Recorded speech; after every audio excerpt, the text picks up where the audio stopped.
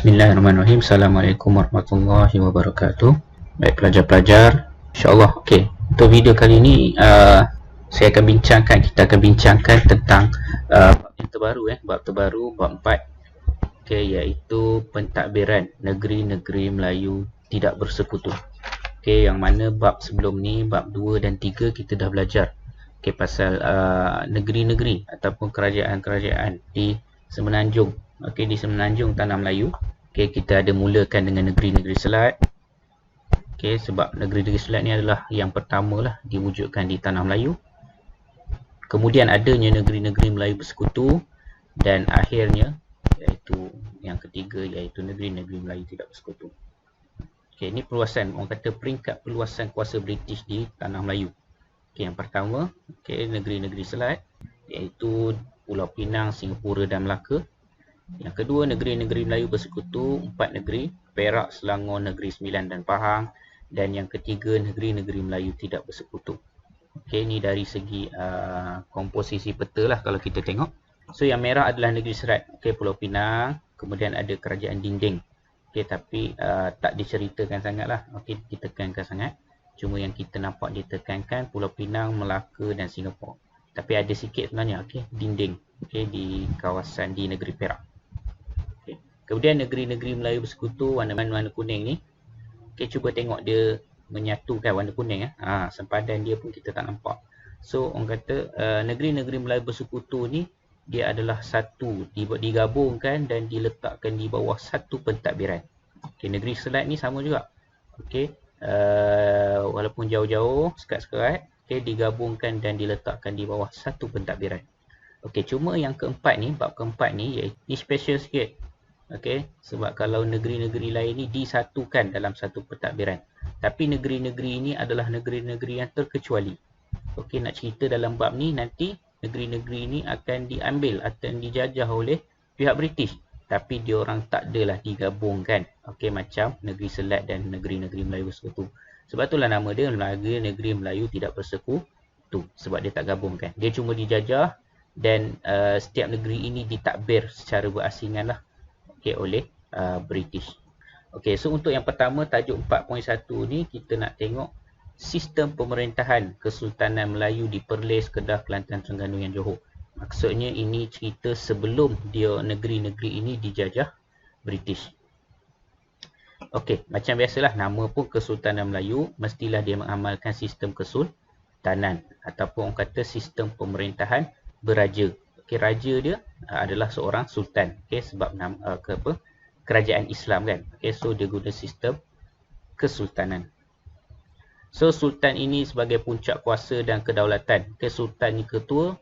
So, apa yang sultan arah, yang itulah rakyat kena ikut cakap. Okey, apa yang itulah yang rakyat semua kena ikut buat. Okey, itu sebut sebagai puncak kuasa, tak boleh lawan. Okey, kata-kata sultan ni, arahan sultan tak boleh lawan. Mesti follow. Okey, sebab dia ada kedaulatan. Dan sultan ni lah yang akan menjamin kemakmuran kerajaan masing-masing.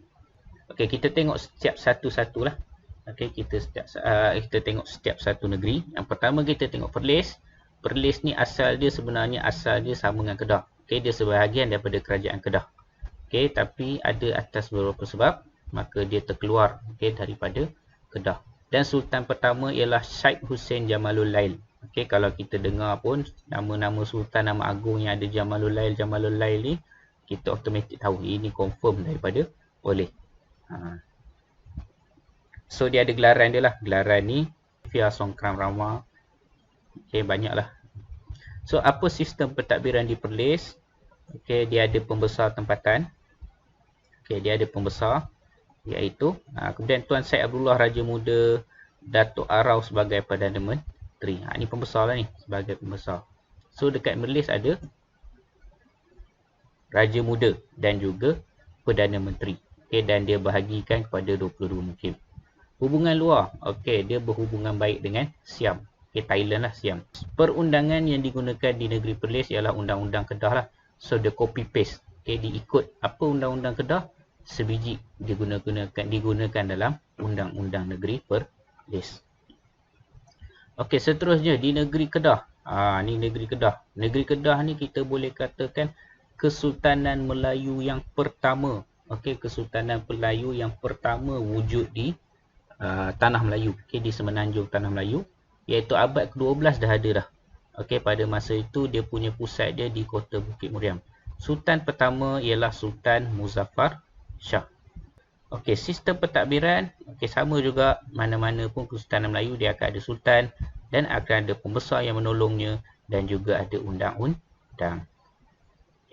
Dan ada juga pembahagian wilayah. Dia ada 128 mukim. Okay, setiap satu mukim ni ketua dia penghulu. Okay, macam kita hari ni lah.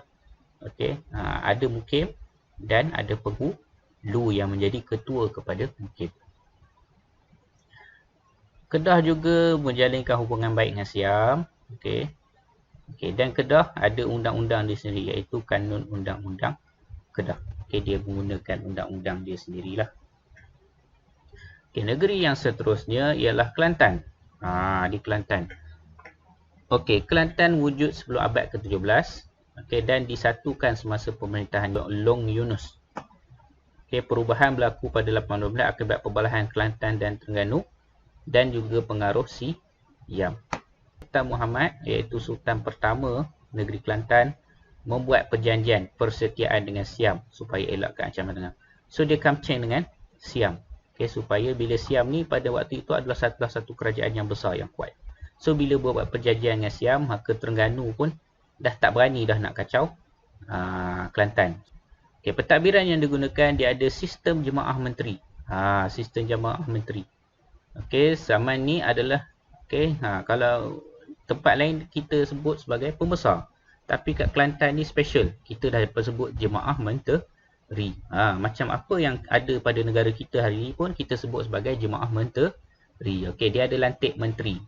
Tapi kerja dia lebih kurang macam pembesar jugalah. Okey, cuma nama title sahaja yang lain. Okey, menteri kan. Okey, ada yang mengurus kewangan. Okey, apa lagi? Okey, kamu boleh tengoklah, carilah dia punya maklumat lebih. Okey. Pentadbiran wilayah. Okey, di Kelantan ni kita panggil sebagai jajahan. Okey. Kalau sekarang ni samalah, macam daerah lah. Jajahan ni macam daerah. Okey, tapi di Kelantan dia sebut jajahan. Okey, pentadbiran dia yang paling bawah Tok Kueng dan dibantu imam. Okey, di paling bawah ni biasanya adalah di peringkat kampung lah. Okey, di peringkat kampung.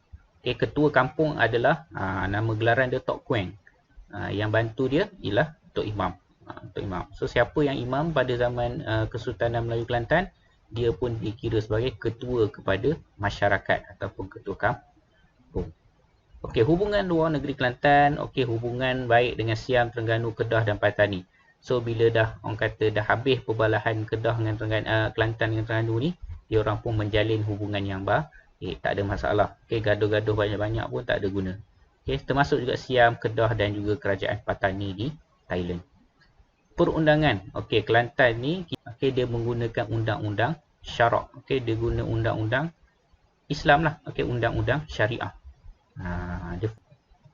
Dan negeri seterusnya, negeri Terengganu, diasaskan oleh Sultan Zainal Abidin yang pertama, dan istimewanya Terengganu ni adalah negeri yang terakhir menerima penasihat British. Maksudnya, ia adalah negeri terakhir yang dijajah oleh British. Okey, apa sistem pentadbiran yang ada di negeri Terengganu? Okey, dia ada guna standard, okey, sultan pembesar dan ada penghulu. Okey, contoh dia masa zaman Sultan Zainal Abidin, dia dibantu oleh Tengku Musa, Tuan Hitam, Cik Abdul Rahim. Dan adalah pembesar yang bergelaran Datuk. Okey, kemudian di Kesultanan Negeri Terengganu ini, sistem jemaah mesyuarat kerajaan telah dibentuk. Okey, kalau kamu perasan, ada yang merah-merah ni, apa dia? Nanti kita akan bincang dalam tajuk-tajuk yang akan depan. Okey, special. Ni orang kata special. Okey, macam yang Kelantan tadi, kita tengok ada kan? Yang merah kan? Sistem jemaah menteri. Okey, di Terengganu ni ada sistem jemaah mesyuarat kerajaan. Apa special dia? Kita akan tengok dalam tajuk yang depan. Dia memutuskan hukuman atau perisytiharaan negeri. Okay, hubungan dia menjalankan hubungan dengan Siam, Kelantan, Patani dan Johor.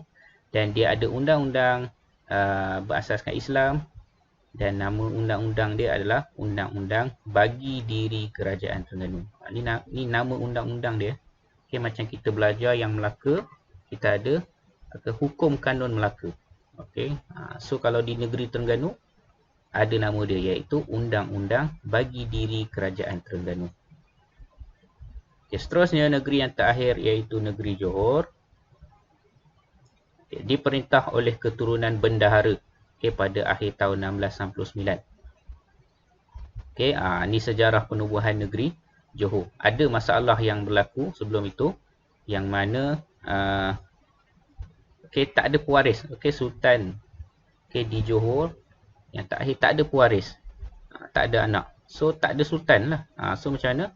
So sebab itulah keturunan Temenggung. Okay, keturunan Temenggung. Temenggung ni bukannya sultan.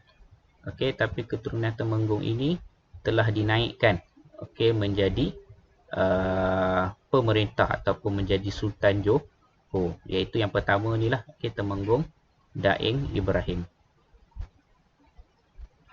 Okay, sistem pentadbiran Maharaja Abu Bakar. Ni sultan dia lah ni. Okay, tapi dia guna gelaran Maharaja Abu Bakar. Maharaja. Tapi dia sultan lah. Okay, so Maharaja Abu Bakar mengasaskan pentadbiran moden.